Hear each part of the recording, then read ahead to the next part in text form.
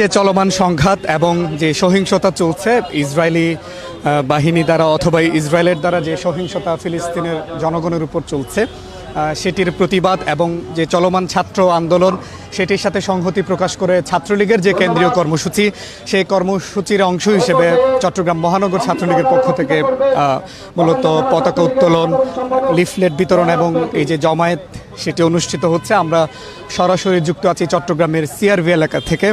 আমরা সকাল থেকে দেখেছি নগরীর বিভিন্ন এলাকা থেকে নগরীর 41টি ওয়ার্ড এবং বিভিন্ন কলেজ বিশ্ববিদ্যালয় এবং স্কুল যে সমস্ত শাখা ছাত্রলীগের কমিটিগুলো আছে সেখান থেকে ছাত্রলীগের নেতাকর্মীরা খণ্ড খণ্ড মিছিল নিয়ে তারা এখানে এসেছেন এবং এখানে তারা ফিলিস্তিনের পতাকা এবং কেউ কেউ মাথায় বেজ ধারণ করেছেন।